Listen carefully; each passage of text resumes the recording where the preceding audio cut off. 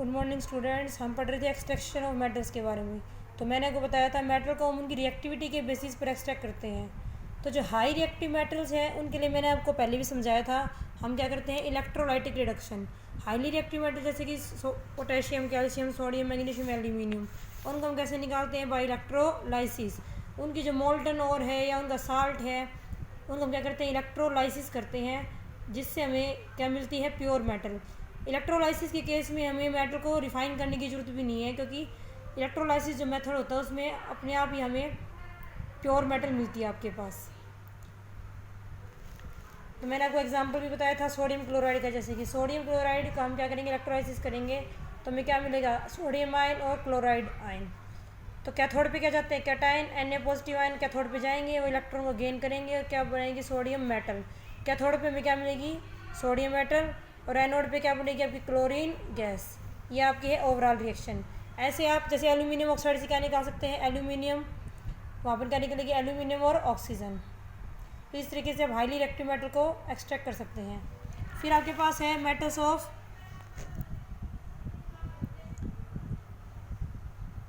Moderate reactivity. Moderate reactivity में आपके पास क्या है, जिंक, आयरन, लेड, कॉपर। तो ये मेटल मेनली किस फॉर्म में मिलती है आपको, या तो ऑक्साइड की फॉर्म में मिलती हैं, सल्फाइड की फॉर्म में, या कार्बोनेट की फॉर्म में। अगर ऑक्साइड की फॉर्म में है तो हमें कोई दिक्कत नहीं है, हमें ऑक्साइड में कन्वर्ट करने की ज़रूरत नहीं है। लेकिन अगर कार्बोनेट या सल्फाइड की फॉर्म में और है तो पहले हम उसको किस में बदलेंगे, ऑक्साइड में बदलेंगे। तो कार्बोनेट और को ऑक्साइड में बदलने का तरीका है कैल्सिनेशन, और सल्फाइड और को बदलने का तरीका है रोस्टिंग। कैल्सिनेशन रोस्टिंग में फ़र्क क्या है, कैल्सिनेशन जो होती है और को हम स्ट्रांगली हीट करते हैं अपसेंस ऑफ एयर में, एयर की अपसेंस में हीट करते हैं फर्नांस के अंदर, एक भट्टी के अंदर। रोस्टिंग में हम एयर की प्रेजेंस में हीट करते हैं, इसमें हम सल्फाइड और लेंगे, इसमें हम क्या लेंगे, कार्बोनेट और लेंगे। याद करने का तरीका है आप, सी से कार्बोनेट और सी से कैल्सिनेशन। ये किसके लिए होती है, कार्बोनेट और के लिए, सल्फाइड और के लिए। जैसे मान लो कि पास जिंक कार्बोनेट है, जिंक कार्बोनेट को आप हीट करोगे तो क्या बनेगा, जिंक ऑक्साइड और CO2। CO2 गैस बाहर निकल जाएगी, हमारा क्या बन जाएगा, जिंक ऑक्साइड। और मान लो अगर सल्फाइड और है तो हम किसकी प्रेजेंस में कर रहे हैं, ऑक्सीजन की प्रेजेंस में, तो क्या बनेगा, जिंक ऑक्साइड, और क्या बाहर निकल जाएगी, सल्फर डाइऑक्साइड गैस। क्लियर आपको। तो कैल्सिनेशन कार्बोनेट और के लिए, रोस्टिंग सल्फाइड और के लिए। अब दोनों ही केस में हमें क्या मिल गया, मेटल का ऑक्साइड। अब हमें क्या करना है, ऑक्साइड से मेटल बाहर निकालनी है। तो इसमें हमारा सेकंड स्टेप क्या होगा, reduction of metal oxide into metal. अब मेटल ऑक्साइड से मेटल बाहर निकालनी है, तो आपको पता है रिडक्शन करने के लिए क्या जरूरी होता है आपके पास, रिड्यूसिंग एजेंट। तो रिड्यूसिंग एजेंट जनरली हम क्या यूज़ करते हैं, कार्बन यूज़ करते हैं या कार्बन मोनोऑक्साइड यूज़ करते हैं आपके पास। तो जिस भी प्रोसेस में हम कार्बन को as a reducing agent use करेंगे, that process is called smelting. तो हम क्या करेंगे, reduction by heating with carbon. तो जिंक ऑक्साइड में हमने क्या डाला, कार्बन डाला, उसको हीट किया। तो जिंक ऑक्साइड में जब कार्बन डालेंगे तो क्या होगा, कार्बन क्या करेगा, ऑक्सीजन को अपने साथ बाहर निकाल ले जाएगा, और जिंक मेटल आपकी क्या हो जाएगी, बाहर निकल जाएगी आपके पास। ऐसे ही Fe2O3 आपके पास आयरन ऑक्साइड, तो Fe प्लस कार्बन मोनोऑक्साइड। आपकी कार्बन मोनोऑक्साइड भी बन सकती है आपके पास। अगर कार्बन मोनोऑक्साइड ले रहे हैं तो क्या बनेगी, carbon dioxide. Zinc oxide plus carbon monoxide Zn plus CO2। तो आपके पास क्या होगा, the reduction of metal oxide by heating with coke is known as smelting. जिस प्रोसेस में हम कोक को, कार्बन को as a reducing agent use करेंगे, that process is called smelting. तो कई बार पूछ भी लेते हैं एग्जाम में आपके पास ही। फिर reduction by heating with aluminium. कुछ मेटल के केस में हम एल्यूमिनियम को भी यूज़ कर सकते हैं एज ए रिड्यूसिंग एजेंट, तो दैट प्रोसेस इज कॉल्ड एल्यूमिनोथर्मी। क्या कहेंगे इसको, एल्यूमिनोथर्मी। क्योंकि एल्यूमिनियम जो है आपके पास हाईली रिएक्टिव मेटल है, तो आपने डिस्प्लेसमेंट रिएक्शन पढ़ी है फर्स्ट चैप्टर में। तो यहाँ पर एल्यूमिनियम क्या करेगी, मैग्नीज को क्या कर देगी, डिस्प्लेस कर देगी और खुद उसकी जगह पर आ जाएगी। तो क्या बन जाएगा, Al2O3 और मैग्नीज। क्रोमियम, क्रोमियम यहाँ पर आपके पास क्रोमियम बाहर निकल जाएगा। जहाँ पर आप एल्यूमिनियम का यूज़ करेंगे वहाँ पर हमें बहुत ज़्यादा हाई टेम्परेचर प्रोड्यूस होता है आपके पास, बहुत ज़्यादा हीट रिलीज होती है। तो यहाँ पर जो हमें मेटल मिलेगी वो देखो आपको लिक्विड फॉर्म में मिल रही है, manganese liquid, chromium liquid. Iron को आप एल्यूमिनियम से भी रिड्यूस कर सकते हैं और कार्बन से भी। अगर आप एल्यूमिनियम से रिड्यूस करते हैं आयरन ऑक्साइड को, तो आपको आयरन किस फॉर्म में मिलेगा, मोल्टन फॉर्म में मिलेगा। और जो ये पिघला हुआ आयरन है, इसको हम रेलवे ट्रैक्स वगैरह या मशीनरी के जो पार्ट हैं उनको जोड़ने में यूज़ करते हैं। वेल्डिंग आप सभी ने सुनी होगी, वेल्डिंग की जो प्रोसेस होती है, तो this reaction use for welding the broken parts of iron machinery, railway tracks. तो this reaction is known as thermite reaction. Very very important, exam में बहुत बार पूछते हैं what is thermite welding, what is thermite reaction, या which reaction is used in joining railway tracks. तो आपको यही रिएक्शन लिखनी है, क्योंकि इसमें जो आयरन मिलेगा आपको मोल्टन फॉर्म में मिलेगा, तो उसको रेलवे ट्रैक्स वगैरह पर डाला जाता है, जिससे मेटल के ब्रोकन पार्ट को हम ज्वाइन कर सकते हैं। क्लियर है आपको?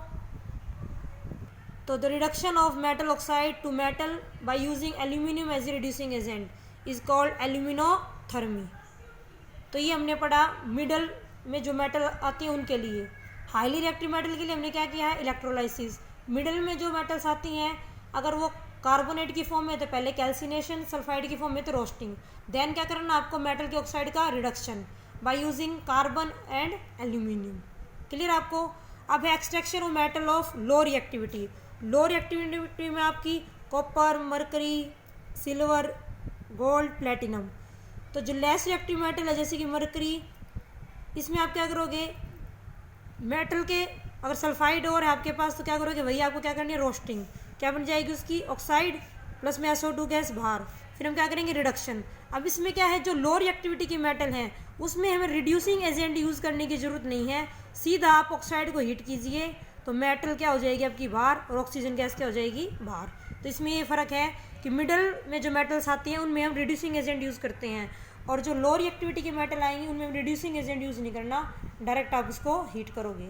जैसे एक्सट्रैक्शन ऑफ कॉपर हम पढ़ रहे हैं, कॉपर को हम निकालते हैं कॉपर सल्फाइड से, CuS। तो सल्फाइड की पहले क्या करोगे आप, रोस्टिंग, और फिर कॉपर ऑक्साइड बनेगा और SO2। तो कॉपर ऑक्साइड में आपके पास खुद का क्या होता है, ऑटो रिडक्शन। जो कॉपर सल्फाइड जो आपके पास है वही क्या करता है, कॉपर ऑक्साइड को क्या कर देता है, रिड्यूस कर देगा। आपके पास कॉपर बाहर निकल जाएगी आपके पास, और क्या बाहर निकलेगी, SO2 गैस। तो ये हमारे पास क्या था, extraction of metal from concentrated ore. अभी भी हमारी मेटल जो हमें मिली है वो 100% प्योर नहीं है, उसके अंदर क्या है, बहुत सारी इम्प्योरिटीज़ हैं। तो लास्ट स्टेप हमने क्या किया था मेटलर्जी के अंदर, रिफाइनिंग। हमें अब क्या करना है, जो मेटल हमें मिल गई है उसे हमें क्या करना है, प्योर करना है। तो रिफाइनिंग करनी है आपको इम्प्योर मेटल की। तो वैसे तो अलग अलग मेटल के लिए अलग अलग मेथड्स होते हैं रिफाइनिंग करने के लिए, लेकिन जो मोस्ट कॉमन मेथड है आपका दैट इज़ इलेक्ट्रोलाइटिक रिफाइनिंग। तो हम वही पढ़ेंगे, और आपके 10th क्लास के सिलेबस में जनरली वही है। तो आपके पास क्या होगा, रिफाइनिंग के अंदर हम क्या करते हैं, the process of purifying impure metal is called refining of impure metal.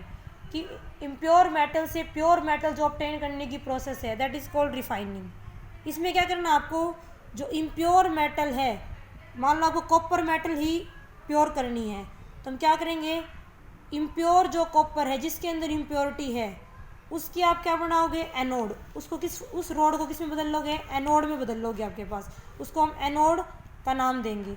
उसी मेटल की आप क्या लोगे, प्योर फॉर्म लोगे आप, उसको क्या कहोगे आप, कैथोड। ये प्योर मेटल है, ये आपकी क्या है, इम्प्योर मेटल है। जिस मेटल को प्यूरीफाई आप कर रहे हैं उसी मेटल का आप क्या लेंगे, इसके अंदर साल्ट सॉल्यूशन। जैसे कॉपर को प्यूरीफाई कर रहे हैं तो आप कॉपर सल्फेट लेंगे, लेड को अगर प्यूरीफाई कर रहे हैं तो आप लेड सल्फेट लेंगे, या लेड क्लोराइड ले सकते हैं, कोई भी इसका साल्ट सॉल्यूशन। क्लियर है आपको? तो इसमें हमें क्या करना है, जैसे हम इलेक्ट्रिसिटी पास करेंगे आपके पास एनोड से copper 2 positive ion, copper 2 positive ion, anode पे क्या होगा, ऑक्सीडेशन। कॉपर किस में कन्वर्ट होगा, कॉपर 2 पॉजिटिव आयन में। ये कॉपर 2 पॉजिटिव आयन कहाँ पर आएंगे, सॉल्यूशन के अंदर। सॉल्यूशन से ये कहाँ पर जाएंगे, कैथोड के ऊपर। कैथोड पर जाकर कॉपर 2 पॉजिटिव आयन क्या करेंगे, 2 इलेक्ट्रॉन लेंगे और किस में बदल जाएंगे, कॉपर के अंदर। तो धीरे धीरे क्या होगा आपके पास, यहाँ से कॉपर 2 पॉजिटिव आयन आते जाएंगे और वो कैथोड पे इलेक्ट्रॉन लेके कॉपर में कन्वर्ट होते जाएंगे, और कैथोड पे सारा का सारा कॉपर क्या होगा, जमा हो जाएगा।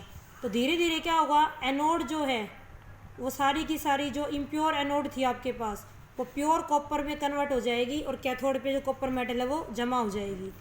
तो ये हमारी क्या थी, शुरू में हमने इसको थिक लिया था, ये क्या थी, थिन।